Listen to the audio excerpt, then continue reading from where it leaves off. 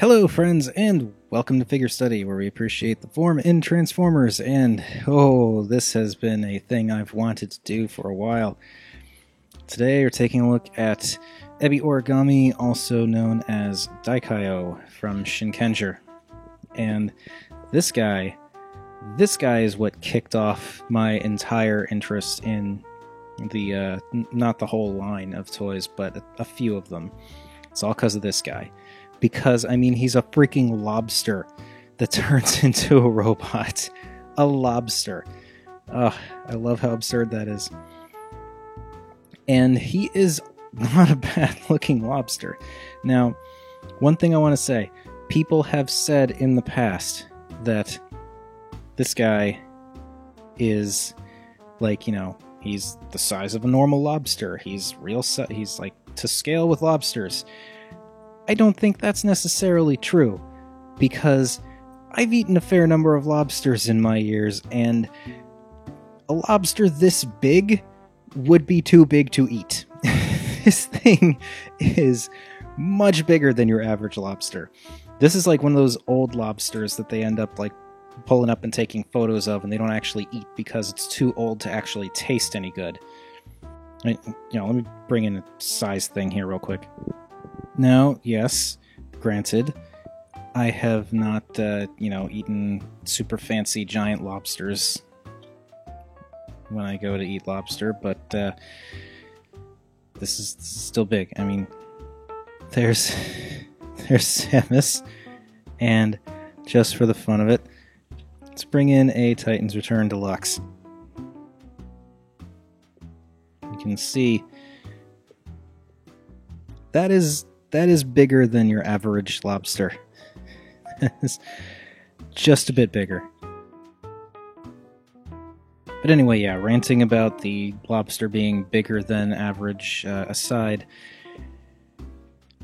he's a nifty looking lobster, I have to say. I do think it's a little a shame that you got all these screw holes on the top side of the claws. I mean, you can, go from the underside, but then you've got that gold and blue color separation, whereas on this side it's all gold throughout, which I think works better.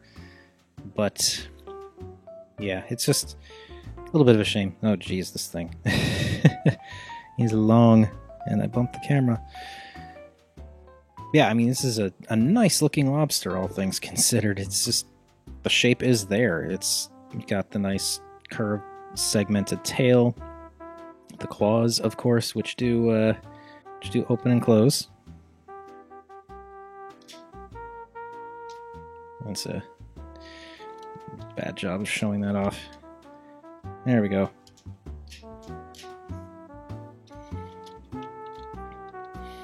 And the face also looks pretty nice. I like that. Sorry, I think I just puffed on the microphone there. I like that differentiation between the orange, the gold, the nice black around the eye, and then that green for the eye that really makes it stand out more.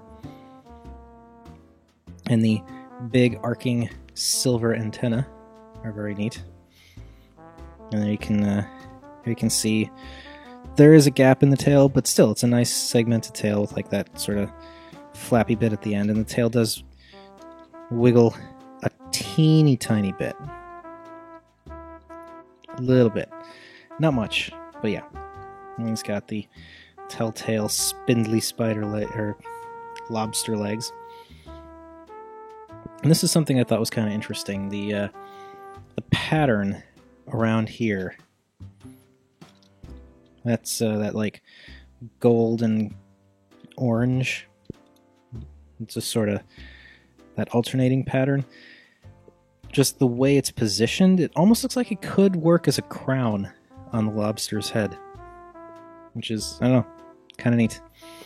But yeah, no, I dig the lobster mode. I mean, I think it works pretty well. It looks like a nice robot lobster, and it's a freaking lobster. I mean, that sold me right there. But it's a decent looking lobster, which sold me even further. So yeah, I do like this guy's lobster mode. It's so goofy, but it works. It works really well. Anyway, let's get him transformed.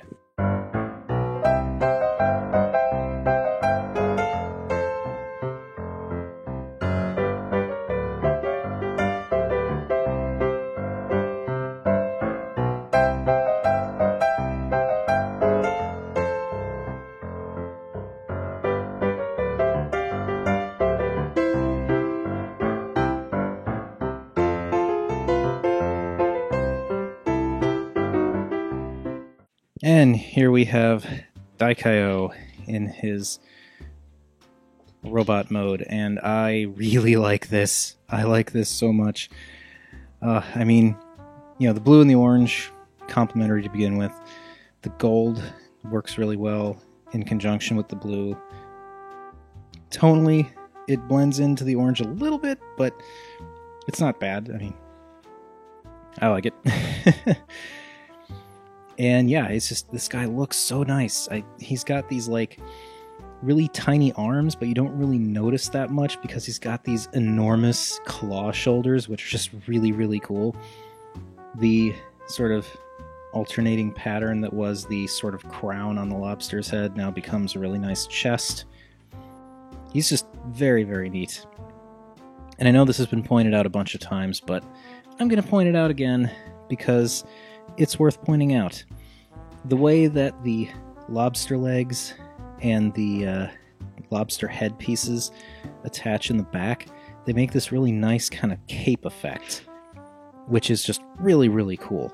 I really, really like that cape look. It is very neat. I also like how, like, even from the back, he's pretty cool. Because you have that, like, lobster tail that's on his butt, so it's almost like, you know, he still has the tail, and you can see a little bit of that cape design a little bit better. He is just a very neat robot.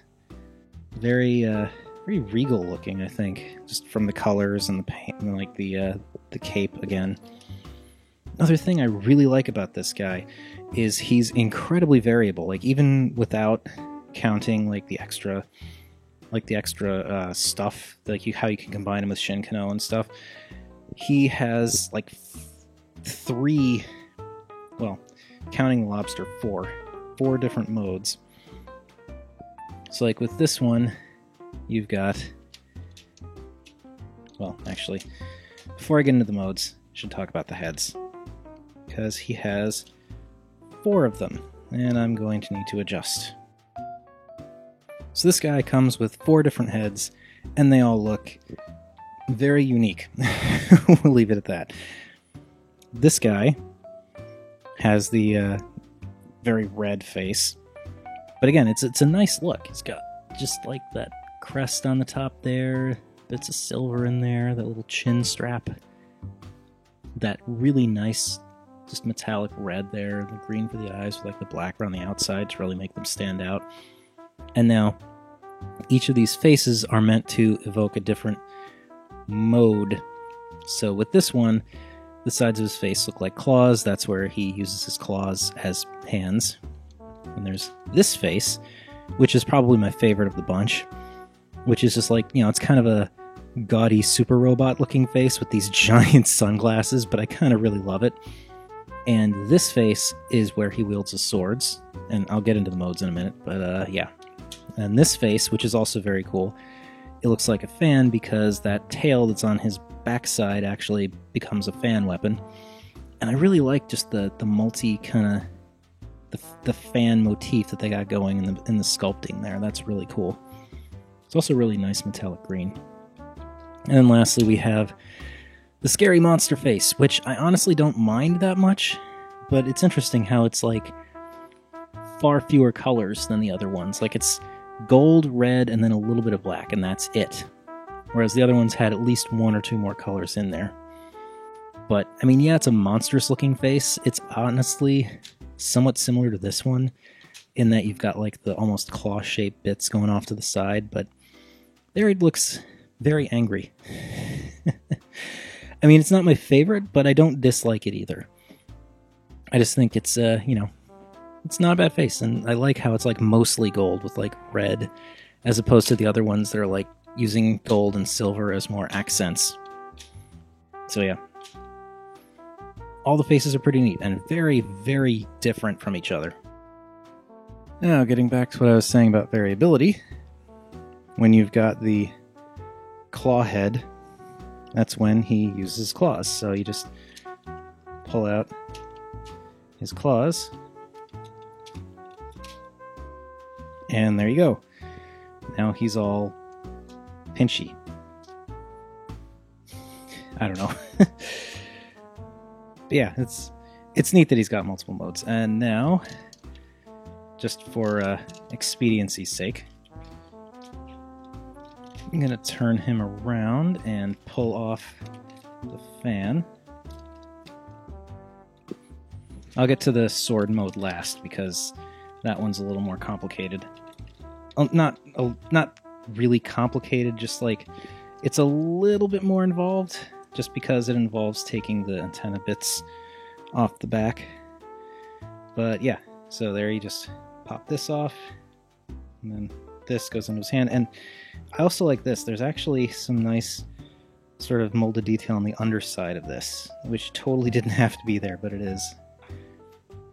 So that pegs in there.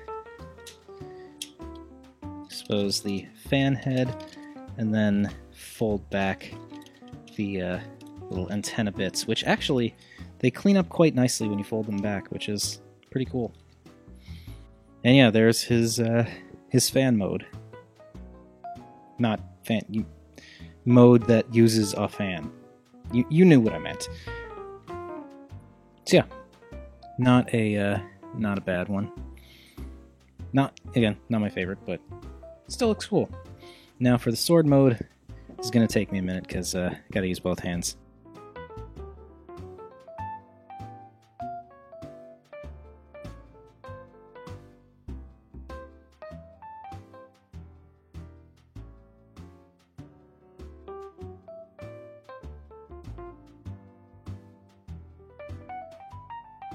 And last but not least, rotate the head.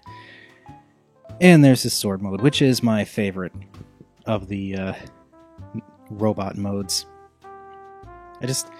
I like the dual swords, I like the head, and honestly I've had a lot of fun messing around with like placing different things, like fan moding him slightly, because I've found that you can completely change his profile.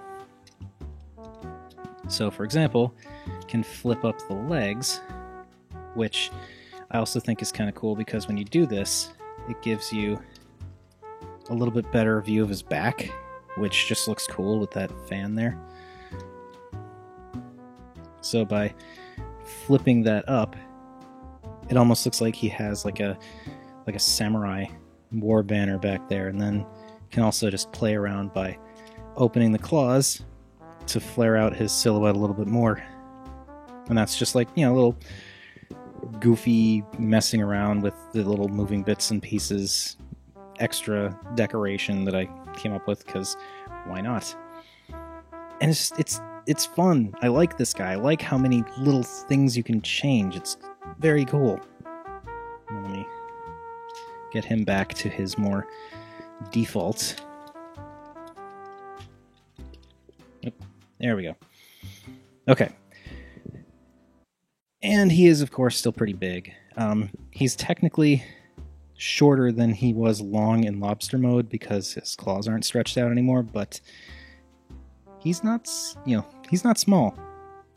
He's still a pretty big guy.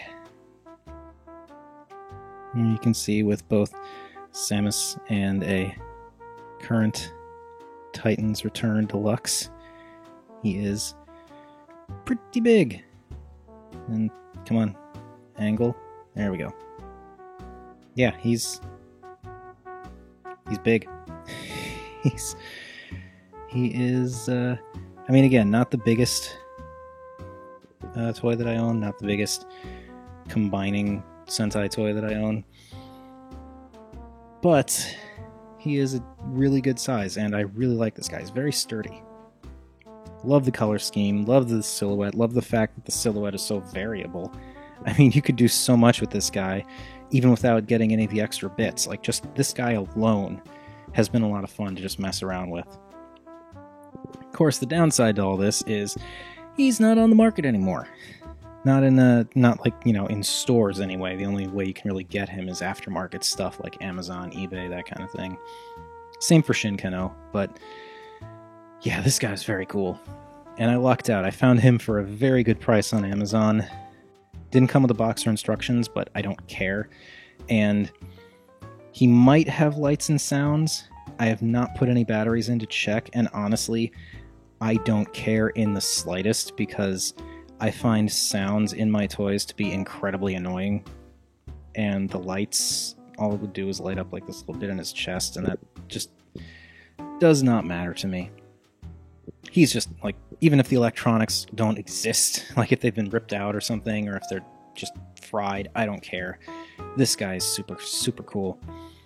And if you are so inclined, I would recommend getting him, even if you have no interest in Shinken-Oh or the Shinkenger series. This is just a very cool standalone toy. Anyway, that has been my look at Shinkenger's Daikaio or Ebi Origami, whatever you want to call him. This guy is so cool. But yeah, thank you everybody for watching. As per usual, feel free to like, comment, subscribe. Any combination of those three would make me a happy Rob. And remember, art is more than meets the eye.